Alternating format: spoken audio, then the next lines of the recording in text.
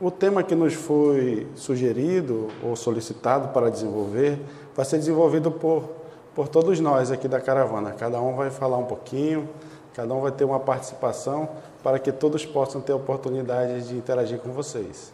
Então eu vou começar essa parte inicial de esclarecimentos e depois o nosso irmão Gustavo vai desenvolver e depois vem o Marcelo e o Venâncio, as atividades em grupo. Isso foi tudo pensado de acordo com as características de cada um de nós, sabe?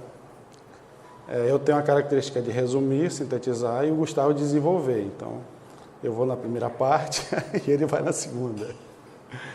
Tudo pensando para melhor servir.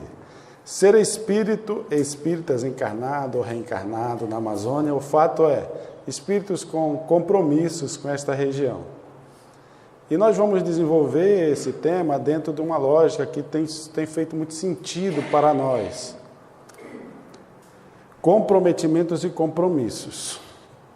Comprometimentos numa visão de ações do passado e compromissos numa visão de presente, futuro recente e futuro distante. Por que isso? Há um tempo, nós, lá na Fundação Allan Kardec, fomos levados a refletir sobre a motivação do que realizamos.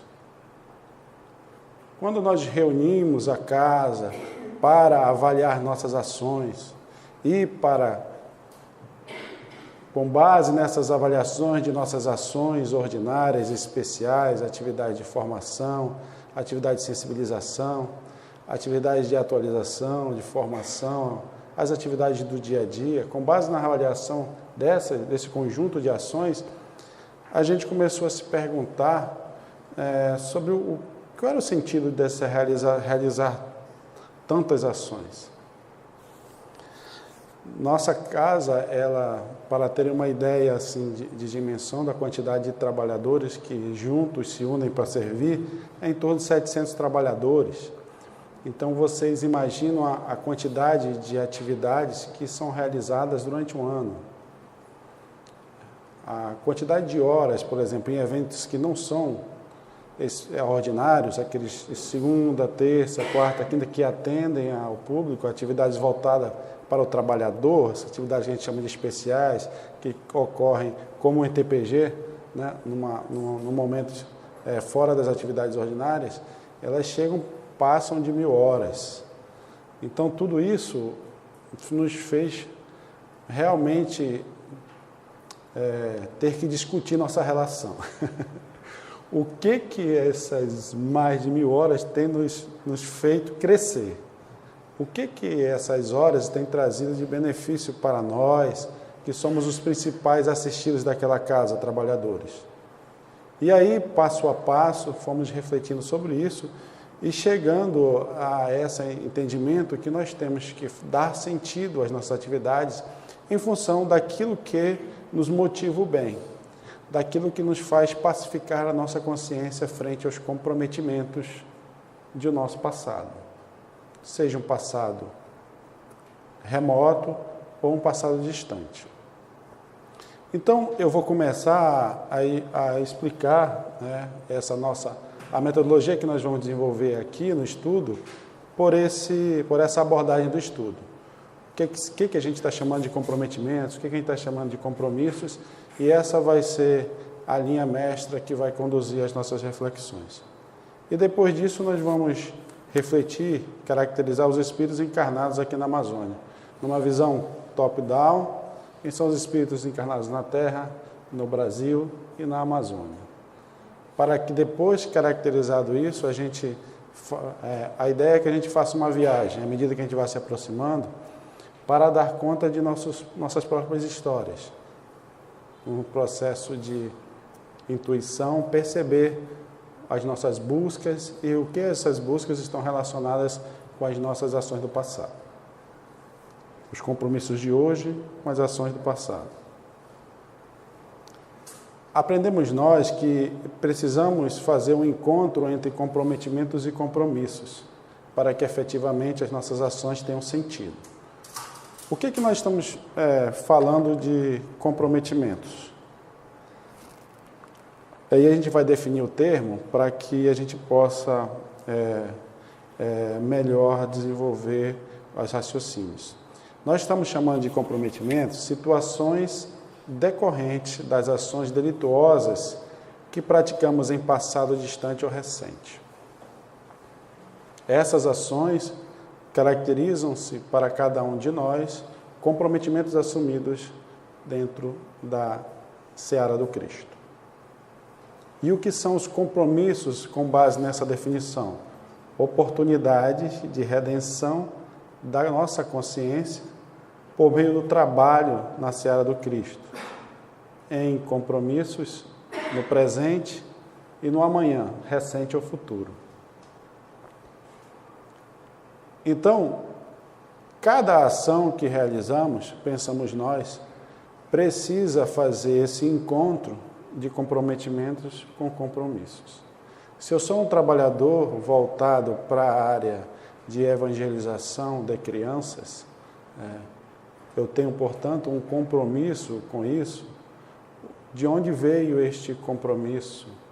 Por que o meu movimento de acolher as crianças e esclarecer a luz do Evangelho me traz tanta alegria e paz? Se eu sou um trabalhador ligado à direção de alguma atividade ou de um centro espírita, por que hoje, quando eu busco minimizar a minha capacidade de gerir por mim próprio as ações e pensar como o Cristo iria realizar a gestão, eu também encontro um pouco de paz em minha consciência.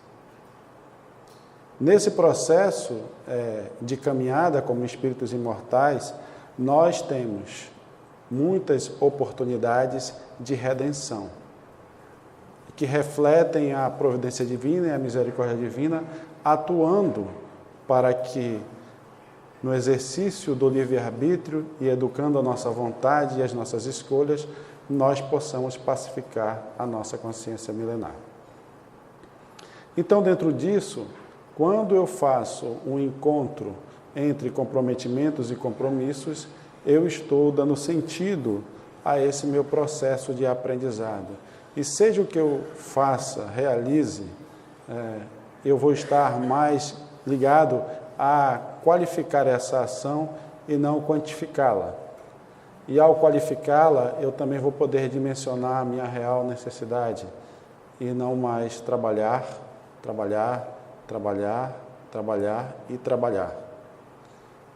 Encher minhas horas nas atividades no centro espírita e muitas vezes relegar as horas preciosas do cuidado com a família, da exemplificação do amor e do bem junto aos filhos, por exemplo.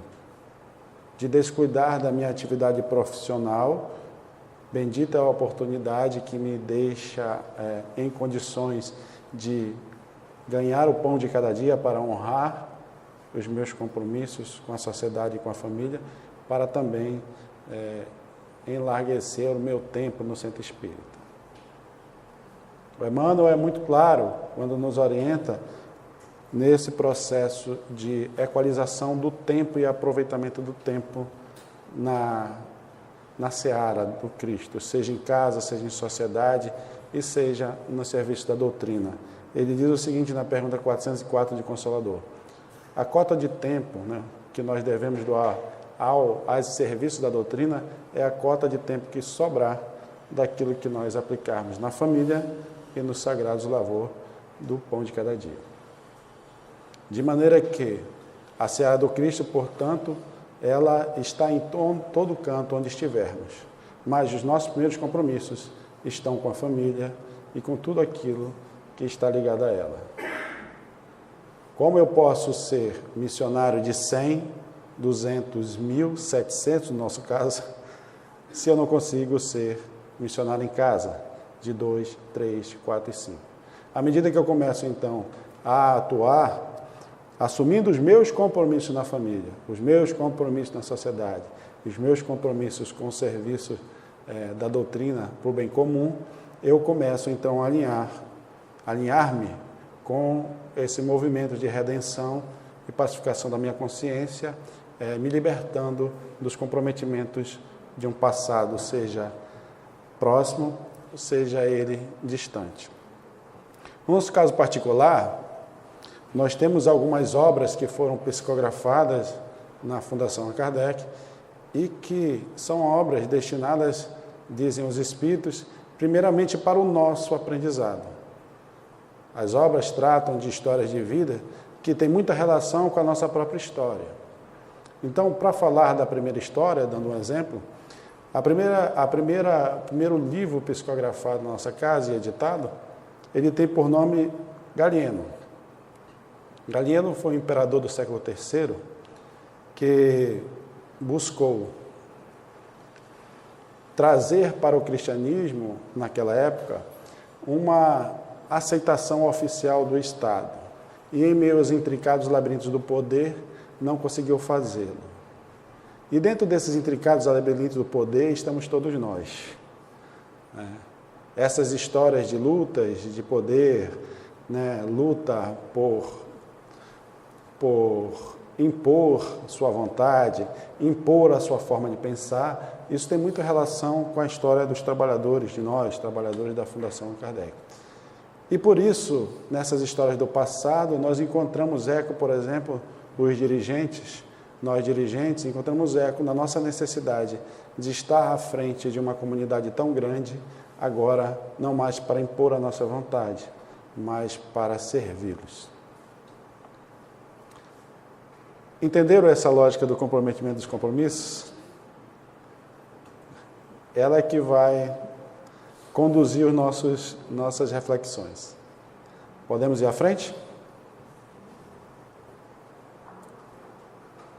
Caracterização dos espíritos encarnados. Na Terra, buscamos a fundamentação doutrinária aqui no Evangelho segundo o Espiritismo. Encarnados no Brasil, a fonte de estudo foi o Brasil, coração do mundo e pátria do Evangelho, e dos espíritos encarnados na Amazônia, nós buscamos como referência a obra Luz sobre a Amazônia, que é uma obra publicada pela editora da Fundação. Então, essas três fontes foram utilizadas para nós caracterizarmos nós, espíritos encarnados, aqui nessa região. Nessa visão, então, vamos começar a refletir, como você já refletiu durante toda a semana. Eu só trouxe um slide para que a gente pudesse consolidar aquilo que vocês já refletiram muito bem no ITPG. A primeira referência é do capítulo 5 do item 18. E diz o seguinte: quando Cristo disse: bem-aventurados aflitos, o reino dos céus lhes pertence, não se referia de modo geral aos que sofrem, visto que sofrem todos os que se encontram na terra, quer ocupem tronos, quer jazam sobre a palha. Primeira caracterização, então, a terra e os seus habitantes. A terra não é uma paragem de passeio ou de férias, é um planeta de provas e expiações, onde nós, por meio delas, temos a oportunidade de sofrer, expurgar e transformar as nossas vidas. Porque para sanar o sofrimento, só o bem. Para sanar o ódio, só o perdão. Para, portanto, transformarmos somente o Evangelho do Cristo. E aqui, então, é onde o Cristo acolheu todos aqueles que precisam, aí vem a segunda referência, de um hospital, de casa de correção, de um hospício, de uma prisão, seja o que for.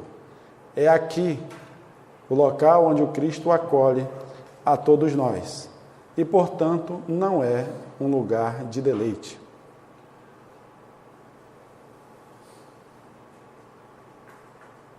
É um lugar onde vamos encontrar oportunidades, por meio dos compromissos, assumidos de redimirmos-nos e libertar a nossa consciência do pretérito delituoso. Essa é a característica geral de todos nós que estamos encarnados na Terra. Cada um, então, portanto, pode entrar em contato com as suas próprias lutas e perceber que, em vários momentos de nossa existência, tivemos que estar no hospital, a Terra como um hospital. Em outros momentos, nós precisamos de casas de correção, porque estávamos renitentes no mal. Em outros momentos, ela serviu de repasto depois das lutas acerbas em que estávamos nos hospitais, nas salas de internação. Portanto, a Terra e seus habitantes, a Terra, por característica de seus habitantes, é um lugar de luta e de transformação. Nós não estamos de férias, nós estamos num processo íntimo de transformação intenso. E olhar para isso é o primeiro passo para que comecemos a enxergar os recursos que o Cristo nos dá.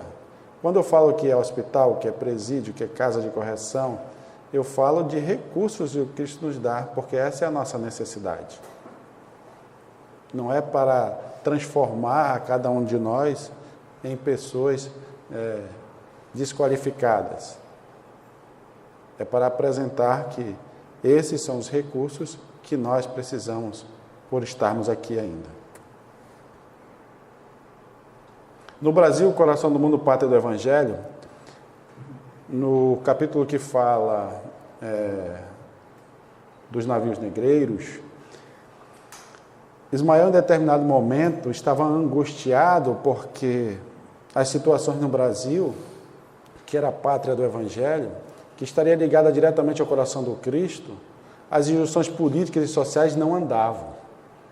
E ele, então, rogou ao Cristo que pudesse ajudá-lo a encontrar recursos para transformar essa relação. Os espíritos que reencarnaram com o propósito de transformar não estavam conseguindo fazer.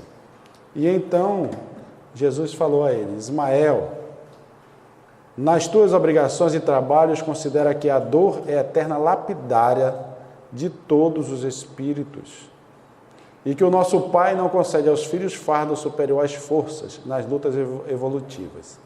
Abriga aí na sagrada extensão dos territórios do país do Evangelho todos os infortunados e todos os infelizes. Nós. No meu coração ecoam as súplicas dolorosas de todos os seres sofredores que se agrupam nas regiões inferiores dos espaços próximos da terra. A súplica de todos aqueles sofredores chegou ao ouvido, ao coração do Cristo, e ele então ofereceu a eles o remédio das lutas em um país que estaria ligado diretamente ao seu coração. Ofereceu hospital, ofereceu oportunidade de trabalho e oportunidade de correção. Agasalha no solo bendito, que recebe as irradiações do símbolo estrelado, que é o Cruzeiro do Sul, alimentando-os com o pão substancioso dos sofrimentos depuradores e das lágrimas que lavam todas as manchas da alma. Leva essas coletividades espirituais sinceramente arrependidas do seu passado obscuro e delituoso, aí marca comprometimentos, a tua bandeira de paz e de esperança, ensina-lhes a ler os preceitos da minha doutrina nos códigos dourados do sofrimento. E assim Ismael foi e disse: irmãos, existe uma terra que lhes oferecerá uma nova oportunidade de redenção. Essa terra estará ligada diretamente ao coração do Cristo. E serão oferecidos oportunidades de redenção dos comprometimentos assumidos no passado e que hoje causam tanta dor a vós. E então, nas estradas escuras e tristes da angústia espiritual, viu-se que falanges imensas, ansiosas e extasiadas, avançavam com fervorosa coragem para as clareiras abertas naquela mansão de dor e de sombra, a terra. Todos queriam, no seu testemunho de agradecimento, beijar a bandeira sacrossanta do mensageiro divino, o seu emblema, Deus, Cristo e caridade.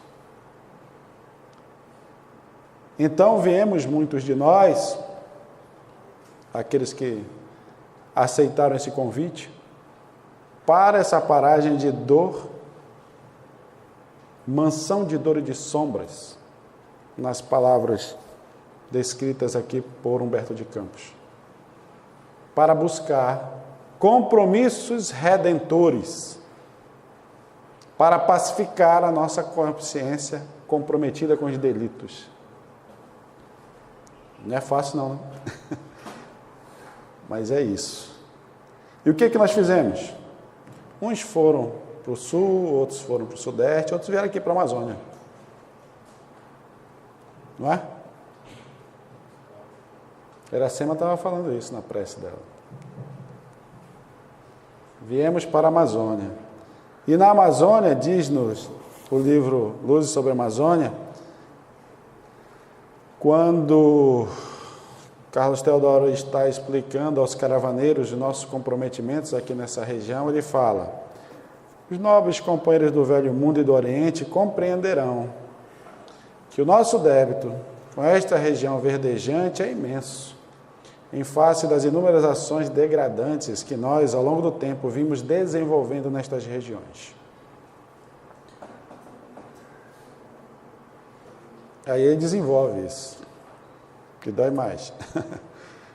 O processo dito de civilização que impusemos aos povos da floresta, autoritário, escravizante e destruidor, aniquilou as estruturas espirituais que nossos irmãos possuíam em termos culturais e religiosos. Guardem isso, aniquilou as estruturas espirituais. Aniquilou, portanto, a cultura, a identidade de um povo. E eu deixo a pergunta no ar para depois a gente concluir. Hoje nós ainda estamos agindo assim, querendo impor um ao outro a nossa identidade, a nossa forma de pensar, o que nós achamos que é certo. Ao invés da evangelização pelo exemplo fraternal, violentamos as consciências pela catequização invasiva, sem respeitar as diferenças e, de fato, mais objetivando as riquezas de que nossos irmãos eram possuidores para alimentar a nossa cupidez. A bandeira do progresso era hasteada. É bom, o progresso é bom, mas sob o pretexto falso de soberania e evolução, em verdade, o homem nunca foi o foco central das ações dos governos que se sucederam na locupletação das riquezas regionais.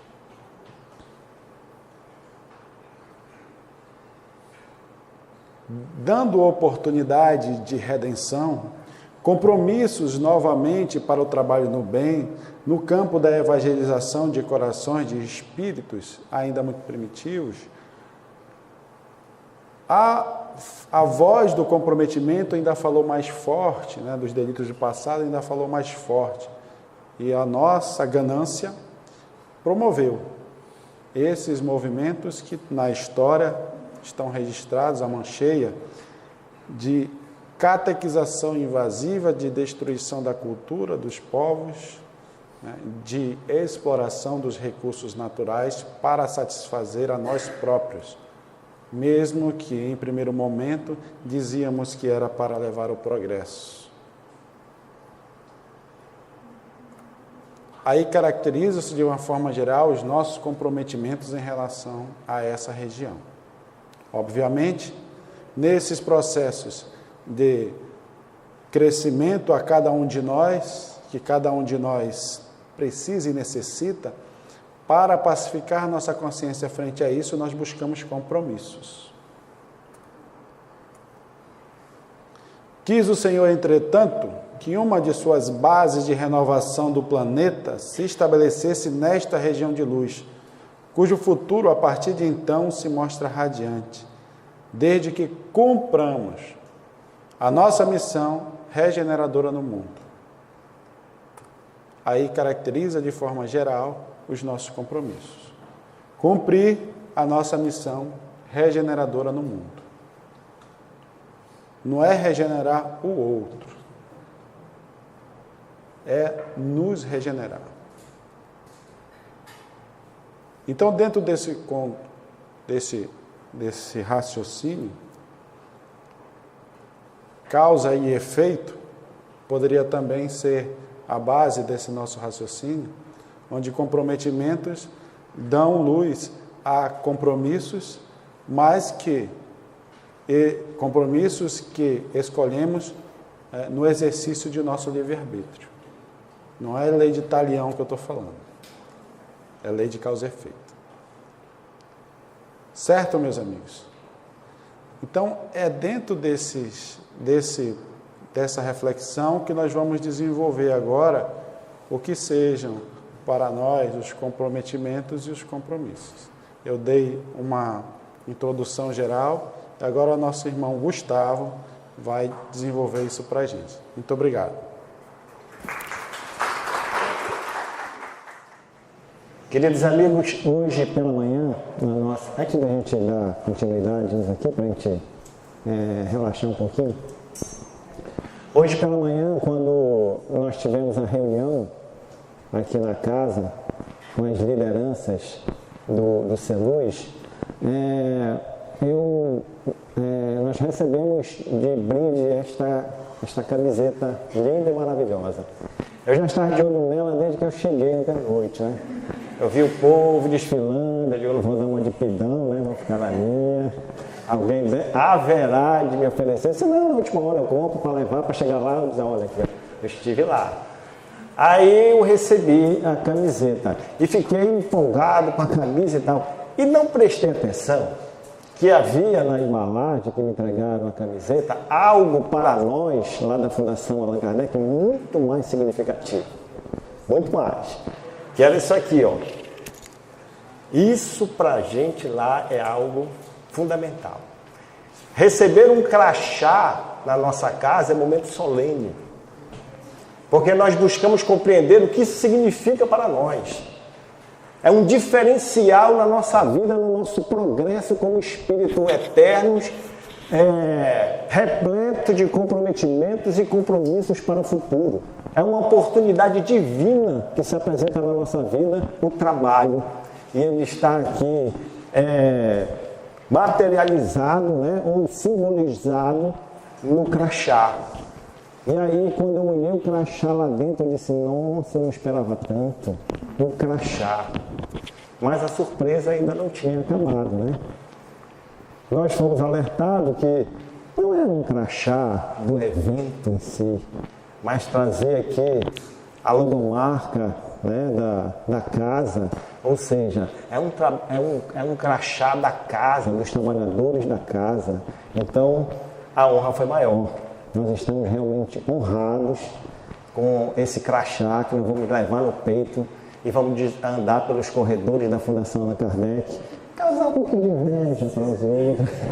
Ainda somos imperfeitos, né? A andar de crachá para o lado, olha aí, né? Eu vim de lá. Então era isso, para a gente relaxar um pouquinho. Meus queridos amigos, então, também mais um esclarecimento. Nosso amigo Orlens, aqui em cima, ele disse que ele ia fazer, como é que era? Geral, né, introdução e tal, e o Gustavo ia desenvolver. Essa é a forma caridosa que ele tem de dizer que eu falo demais. Essa é a característica dele, desenvolver, porque fala muito e tal. Mas eu vou provar a vocês que não é verdade hoje. Vocês vão ver que eu nem falo tanto, vou falar tão pouco quanto ele falou, e já já eu encerro para a gente ter um intervalo, tá? Mas vamos em frente então. Para nós desenvolvermos essa primeira parte do nosso estudo, Eu queria lembrar a vocês, eu tenho certeza que todos aqui já conhecem ou lembram de ter estudado a mitologia de Procusto. Lembram disso? Da mitologia de Procusto? Então, fazendo um resumo rápido para quem já se esqueceu, né? Vamos dar uma lembrada bem rápido. Procusto era o líder, né, de um reino que ficava no caminho de Atenas e tal. Procusto tinha a ideia de que tinha chegado à conclusão do homem perfeito.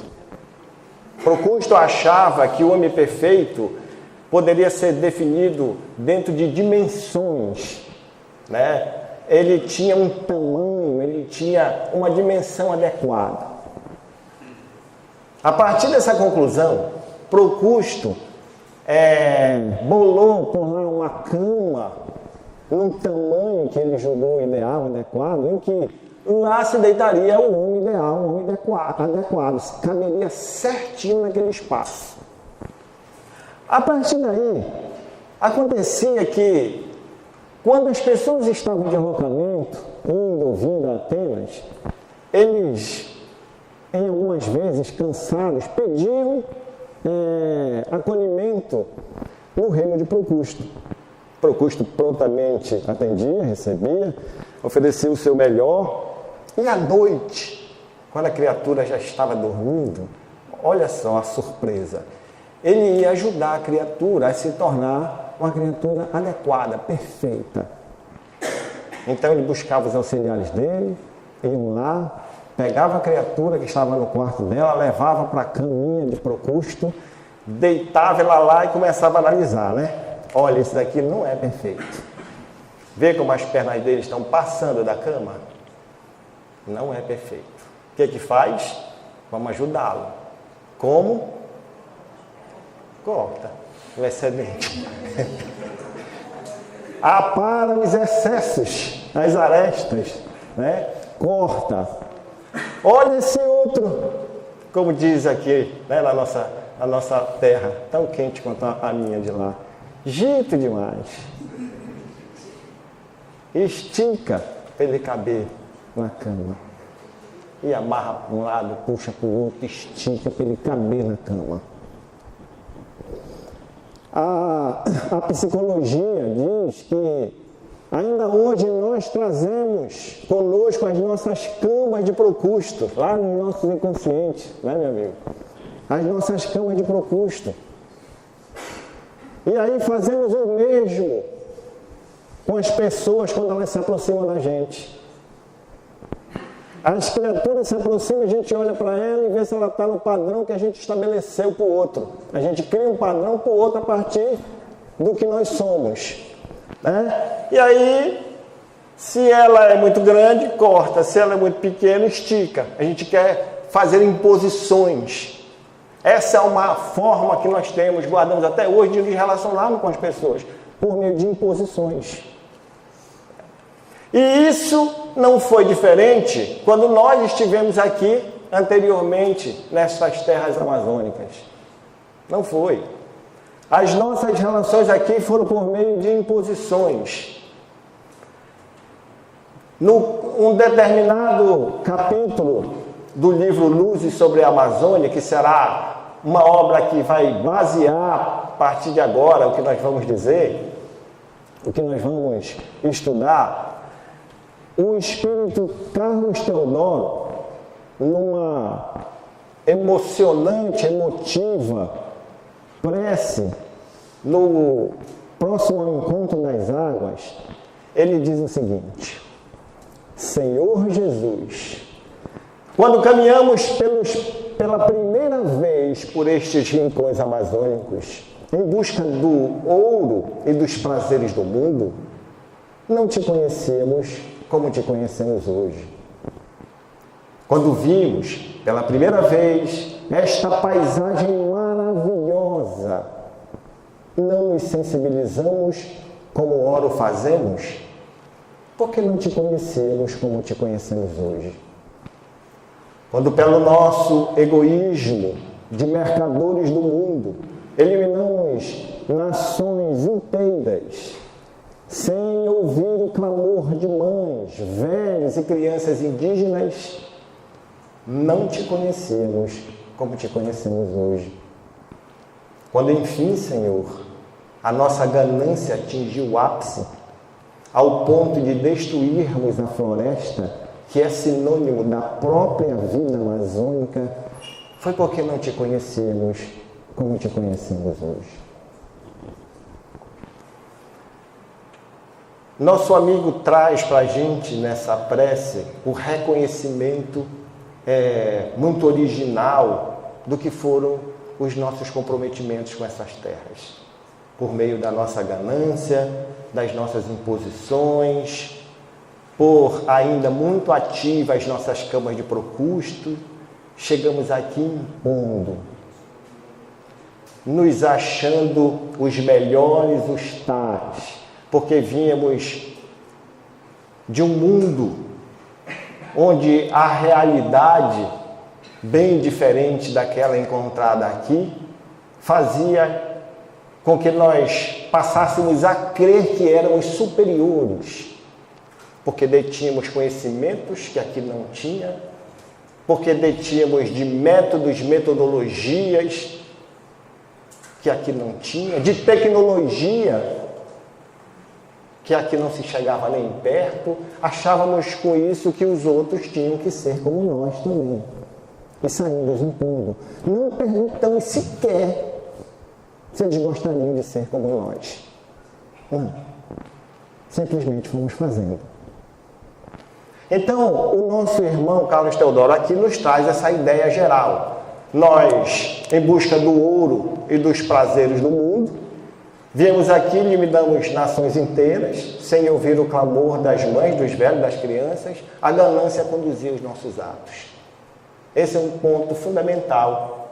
Como diz o Orlens aqui, não para gerar culpas, que isso nós já temos até de sobra, mas para nós compreendermos o processo, entender o passado, para nós compreendermos melhor o presente e o que nos aguarda no futuro. Vamos lá. Ora, então, como não poderia deixar de ser, esse egoísmo, essa ganância, esse espírito de destruição, geraram algumas consequências. Por exemplo, as agressões à natureza, aos índios e às suas famílias, os demandos nas relações de trabalho, a desestruturação da família, as imposições no campo religioso, o desrespeito à cultura dos povos indígenas. Bastou isso para que em um momento qualquer lá da nossa existência no plano maior, nós acordarmos para esta realidade e dizer: Senhor, eu te imploro de joelhos, faz eu voltar, permite. O Orlens falou aqui também. Aí viemos para o Brasil. Uns foram para o sul, outros para o sudeste, outros foram não sei para onde, mas nós viemos para cá. Teve também uns que tentaram ir para lá, até chegar a nascer, mas correram logo para cá, quando lembraram. Nasceu lá no Rio Grande do Sul, mas veio bater aqui na Amazônia. Eu tenho um amigo que lá em Manaus, que ele é carioca, ele diz: Gustavo, eu não sei explicar por que eu amo esse lugar. Eu vivia no Rio de Janeiro, era cultura para todo lado, eu adoro arte, adoro teatro, era cultura para todo lado, eu adoro esse clima. Tinha praia para tudo quanto é lado, eu adoro tudo isso. Mas no dia que eu bati o pé aqui, eu nunca mais quis voltar. Eu criei problema com a família, porque meu pai deixou de falar comigo. Ele disse: se você voltar para lá, esquece que eu sou teu pai. Aí disse: mas era mais forte, eu vim embora. E daqui não volta. Aqui, lá ele já tem família e tudo, e não sai de lá. Então alguns até nasceram fora, mas foram bater lá pelos compromissos que tinham. Pelos compromissos que haviam assumido. O nosso trabalho agora, então, até terminar essa primeira parte, é nós olharmos cada um desses pontos aqui e, como eu disse para vocês, eu garanto que vai ser breve. Não dá 8 horas e nós já terminamos tudo. Estou brincando, hein? Vamos lá. Vamos lá. Os desmandos nas relações de trabalho. Vamos começar por aí. Vamos ver o que nós andamos fazendo nas relações de trabalho. Eu me lembrava ainda há pouco também, vendo a caracterização dos espíritos reencarnados no Brasil, e lembrava que há um tempo atrás, não sei se vocês lembram essa anedota que contava que uma criatura olhando o Brasil, comparando com o resto do mundo, aí ele dizia, poxa Senhor, olha o Brasil, tão bonito, tantas praias, tanto verde, tanto oxigênio, o sol parece que não esquece do Brasil, o povo parece que é animado e tudo e tal, né? Tanta coisa boa, tanta riqueza, tanto ouro. E o Senhor respondeu, mas espera para te ver o povo que eu vou botar lá. Né? Somos nós, mas no final vou mostrar que não é bem assim não. Hoje, eu ria naquela época disso, mas agora é diferente. A gente compreende um pouco diferente isso tudo. Até o final a gente vai falar sobre isso. Mas vamos lá. Os desmandos da relação desses gente boas que andaram por aqui no passado. O capítulo dos descimentos, diz o nosso livro Luzes sobre a Amazônia, no capítulo Preparação, o momento em que a equipe espiritual que vinha para visitas junto ao orbe, na região amazônica, para conhecer o trabalho que era desenvolvido nesta região, um personagem comenta o seguinte, que no meio dessa preparação, o capítulo dos descimentos nos fez parar mais profundamente em reflexões. Assistimos à escravização para a catequização por meio da força, a resistência nobre dos índios, a bravura de seus guerreiros que ofereciam as suas vidas em nome de seu povo, fazendo surgir as histórias épicas, mas de fundo real, como a do herói Ajuricaba. Luzes sobre a Amazônia, página 64, está lá.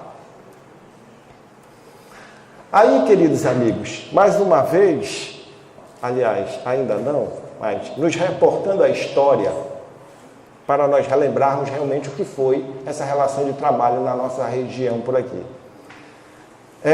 O que era os descimentos? Deslocamento da aldeia do índio para a aldeia da repartição. Então, era um movimento de escravização do índio, que ele era, nesse caso aqui, no descimento, convencido a se deslocar para uma área onde era prometido para ele, inclusive, salário. Pagamentos, era algo que o índio talvez não conseguia nem raciocinar sobre o que aquilo significava para ele. Ele era convencido a vir, de um jeito ou de outro. Ele acabava vindo. Nós tínhamos também uma forma de recrutar chamada resgate, que era a compra de índios que foram presos em guerras tribais. Então, os colonos chegavam nas tribos, se essas tribos tinham prisioneiros, o que vai ser feito desse prisioneiro às vezes não interessava muito para a tribo, os colonos iam, compravam, né? Esse comprar, né, nós já sabemos que era algo muito simbólico, trocar por algo muito relevante, muito irrelevante, um espelhinho, quem sabe, né? E o índio vinha agora como cativo. Olha a diferença. No descimento ele era tido como livre. No resgate ele era cativo. Ele já era cativo na tribo, foi comprado pelos colonos e agora ele vai ser negociado. Nas guerras justas, guerra direta entre os colonizadores e a tribo. Essas guerras eram justas porque elas eram justificadas da seguinte forma.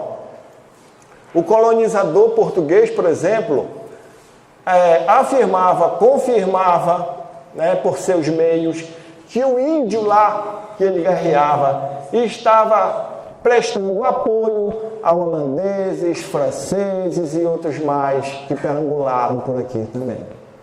A partir daí, se ele está de conluio com o inimigo primeiro da colônia, agora a guerra é justa. Aí era autorizado e guerrear. Dessa guerra vinham os prisioneiros, o cativo.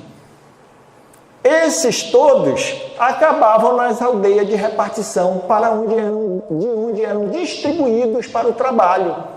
Serviço real, colonos leigos, missionários, ou seja, no serviço real, funcionários da coroa portuguesa. Tinham lá os seus escravos índios. Colonos leigos portugueses que vieram para a Amazônia. Os missionários, padres que vieram catequizar os índios. Todo esse povo utilizava da mão de obra indígena, da mão de obra escrava indígena. E os colonos aqui ganhavam bom dinheiro com essa negociação. De forma que o índio aqui não tinha como dizer não. E ainda era tido como preguiçoso. Ora, a criatura vem lá do outro lado, né, do planeta, tem uma cultura, um ritmo de trabalho completamente diferente, e vem aqui lidar com um que aprendeu, vejam bem vocês, ele aprendeu a lidar com a natureza. Ele aprendeu a lidar. O índio tirava da natureza o que ele precisava, o que lhe era suficiente, o resto ele deixava lá mesmo. E para isso ele não precisava de muito tempo de trabalho. Ele precisava do imediato. Ele não tinha freezer, geladeira para guardar o que ele pegava, né? Ele não estocava do jeito que nós estocamos preocupados com o amanhã, esquecendo o olhar e os lírios no campo, né? Ele tinha um ritmo de trabalho bem próprio dele, bem próprio das necessidades. Aí o colono ainda dizia, é preguiçoso. E levamos isso na costa até hoje, não é verdade? Até hoje. Até hoje somos tidos como preguiçosos nessa região. O amazonense é muito acomodado, preguiçoso, fica deitado na rede, né, meu amigo? Já estou aqui mesmo. Para que eu vou? Para que eu vou sair daqui? Já estou aqui, tenho o meu jaraqui. Jaraqui não. E agora? Não entendi. Tenho o meu... Eu comi o peixe ontem, o filhote. Eu tenho o meu filhote para comer e tal. Para que eu vou sair dessa situação? Mas era uma forma de respeito. Era uma relação respeitosa com a natureza. Só colhia o necessário para dar conta da manutenção da sua vida. Aí vem o outro e diz, é preguiçoso. Quando dá 3 horas da tarde, procura, o índio está escondido, não quer mais trabalhar. Óbvio. Cresceu assim. Sempre foi assim, por que vai mudar? Porque tu chegaste? Não é que está rápido? Né? Nem todos concordaram. Falta pouquinho para você dizer que está rápido. Olha, eu estava prevendo que nós íamos acabar às 17. Faltam 20 minutos. Eu tenho aqui no máximo uns 36 slides. Vai ser rápido demais, vocês vão ver. Imposições no campo religioso. Aí que foi. Diz também lá o personagem, no momento da preparação para vir para cá, eles estavam aprendendo sobre a região para vir conhecer o trabalho que é feito. Na página 63, acompanhamos o trabalho de catequese, de catequização, que em sua grande maioria era exercido por missionários que possuíam intenções nobres, mas apoiados em base de exclusivismo e intolerância religiosa, que anulavam assim qualquer ação meritória. Individualmente víamos aqui e ali vozes isoladas de alguns jesuítas que gritavam por clemência aos povos da floresta, mas a força de seus gritos não era suficiente para abafar o vozerio enorme que a ambição do homem colonizador imprimia, influenciando também a cúpula da igreja dominante, que apenas endossava os atos de selvageria a título de promover o progresso e a civilização. Luzes sobre a Amazônia, página 63. Aí, meus amigos, para compreender esse cenário, eu convido também a gente dar uma olhadinha de novo na história. Na primeira metade do século XVI, na Europa, o que está acontecendo lá é um fenômeno interessante que também nós todos já ouvimos falar com certeza. A expansão das ideias reformistas, as reformas protestantes. É isso que está acontecendo lá. A Igreja Católica está sentindo um abalo nas suas estruturas devido a ideias novas que surgem em oposição ao que era pregado pela Igreja. Sentindo-se ameaçada essa Igreja, ela vai reagir. Ela vai fazer alguma coisa. Sabe por quê? Porque nós estamos perdendo as ovelhas. Os prosélitos estão se afastando. Estão aderindo a essas ideias novas. São ideias hereges. Precisam ser combatidas. Retoma-se então, a partir daí, os tribunais da Inquisição, para julgar os hereges, para perseguir essas ideias que estão minando a cabeça da nossa ovelha, que está se desgarrando numa velocidade assustadora. Surge, a partir então da iniciativa de Inácio de Loyola, a Companhia de Jesus, os soldados do Cristo, aqueles que vão lutar pela Santa Amada Igreja. E iniciam realmente uma luta forte. Eu assisti uma palestra interessante em que o palestrante fazia uma comparação, obviamente também muito interessante, né? Palestra interessante porque ele fazia uma comparação interessante. Ele dizia que falar de o Espiritismo como o Evangelho redivivo no Brasil é uma coisa. Faz sentido para nós. Aceitamos isso com a maior tranquilidade, maior naturalidade, entendemos perfeitamente. O Espiritismo veio reviver as bases do Evangelho, veio trazer em essência a mensagem do Cristo. Isso é muito óbvio para nós. Entretanto, na Europa não é. Porque quando se diz reviver evangelho para eles, a ideia mais forte era do período da Inquisição. Aquele era o evangelho que era pregado. Então dizer que a doutrina vem reviver aquilo ali para eles, dizer eu não quero não, eu tenho essa doutrina espírita. Afaste de mim esse cálice, porque eu não quero reviver isso. Né? Esse era o cenário vivido lá. Os jesuítas então começam esse processo de inquisição, de perseguição, de luta aferrada contra esses protestantes. Ao perceber então esse movimento, esse entusiasmo dos soldados do Cristo, querendo vencer essa batalha contra os protestantes, e percebendo que não se avançava tanto quanto se esperava nas lutas lá, apesar de tudo que era feito, resolveram fazer o seguinte: vamos então atrás das ovelhas que estão lá no Novo Mundo. Vamos atrás das ovelhas lá, no outro pasto. Mandam os jesuítas para o Brasil.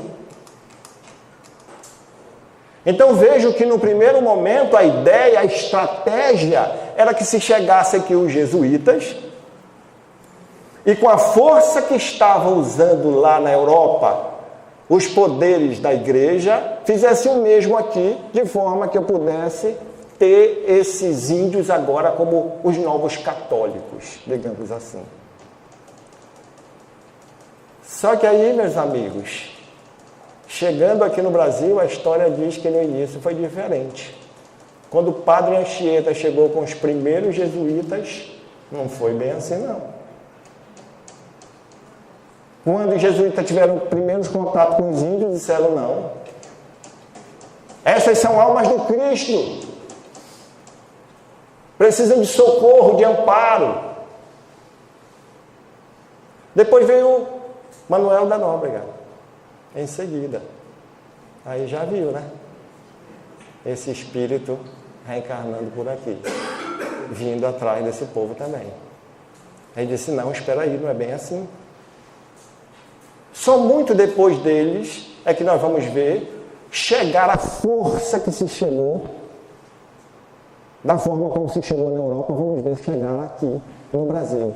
Que é o que faz referência o nosso livro aqui, que dizia da forma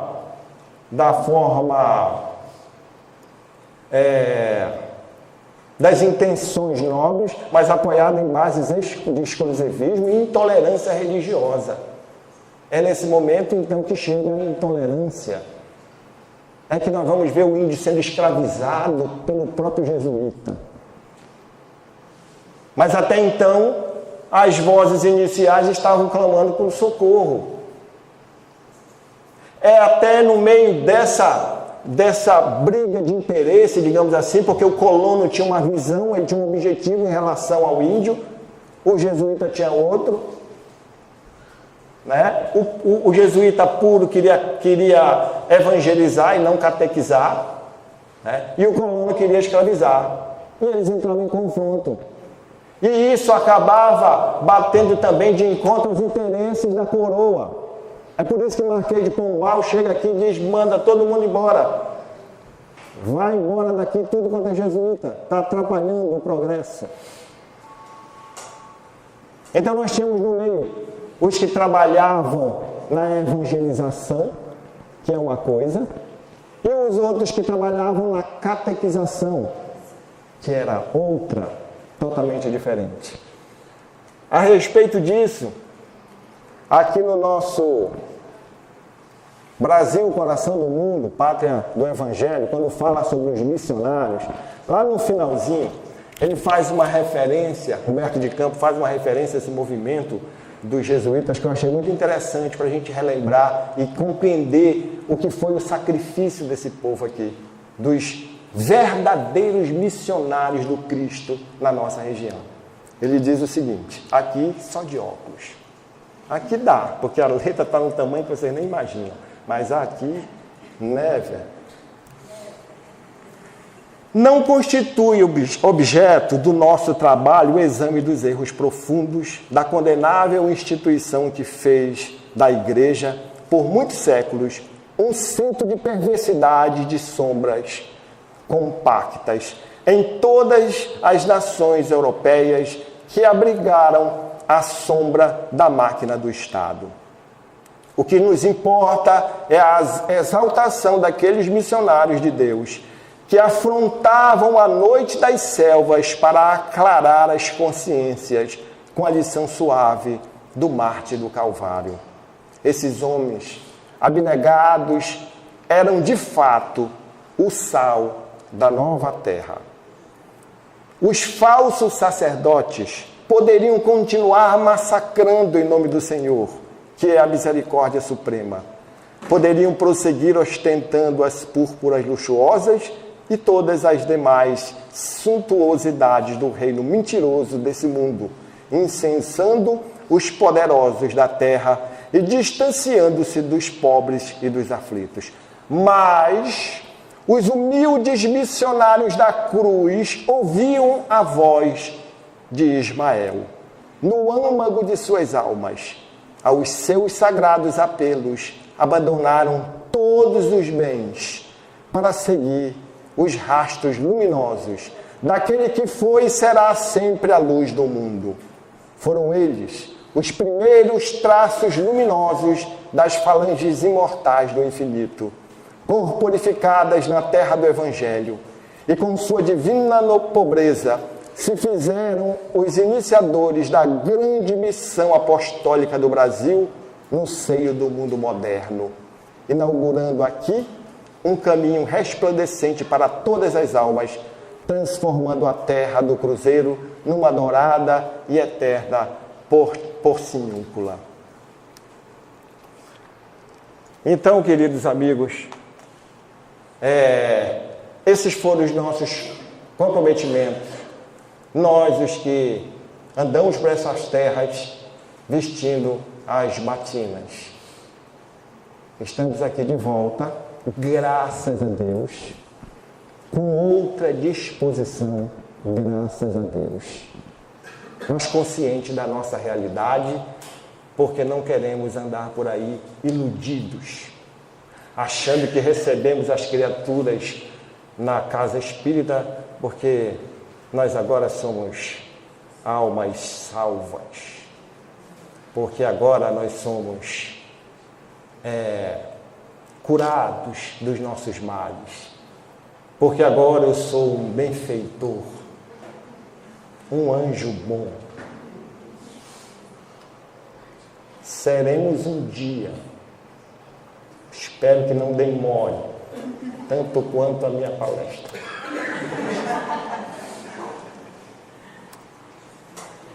As agressões à natureza, e estamos terminando. Rápido. Aos índios e às suas famílias. A maioria deles, respondi, diz aqui Joel, aproximando-me de nossa irmã freira, são criminosos. Desculpa, eu tenho que explicar o contexto, por mais eu esteja apressado.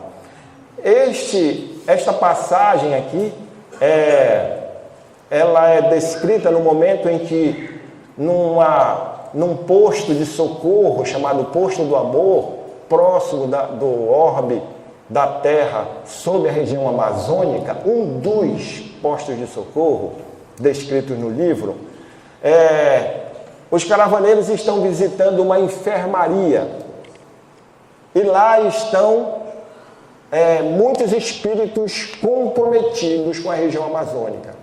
Compromissos de diversas montas, mas todos com bases idênticas a essas que nós trouxemos para vocês.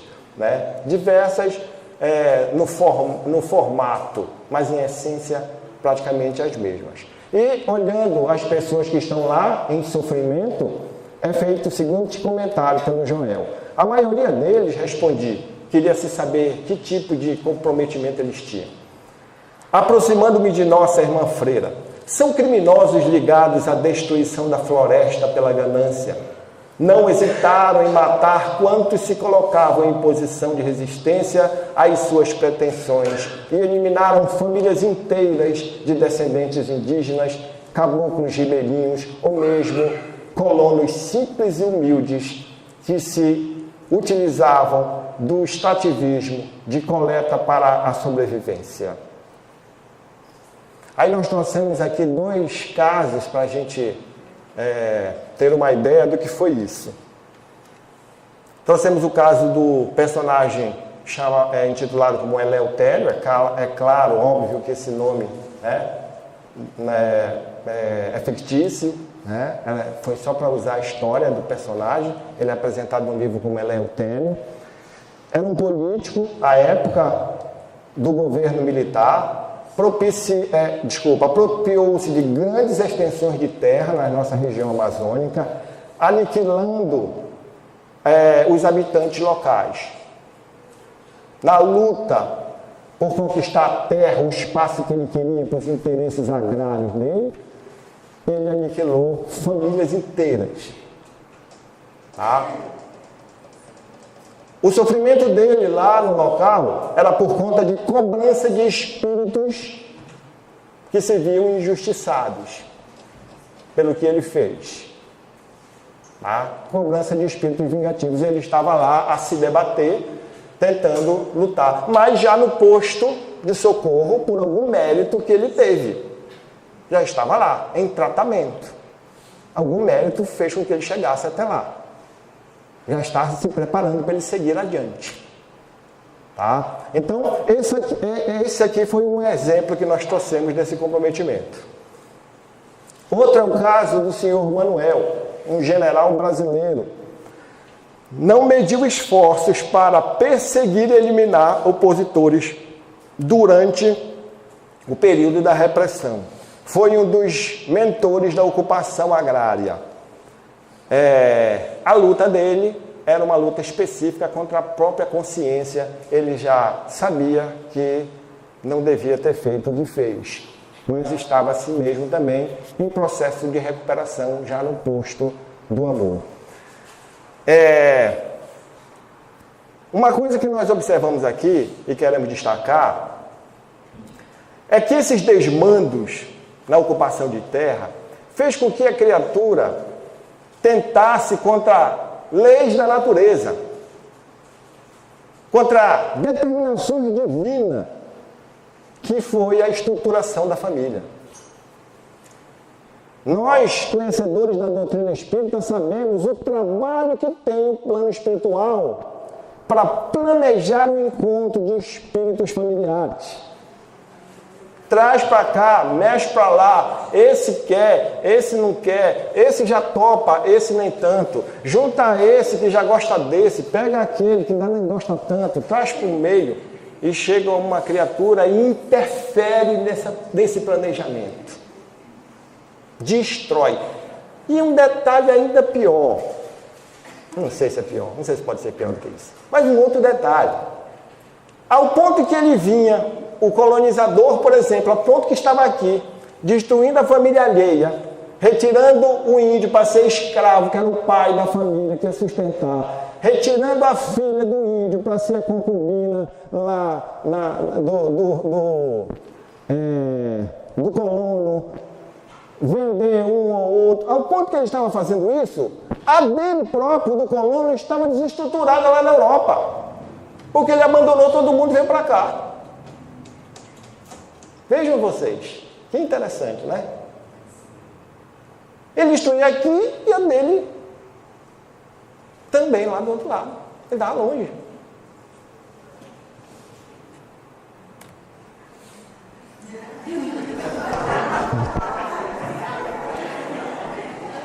Eu digo mais, hein? Faltam 5 minutos para as 17 horas. Merece um aplauso, né?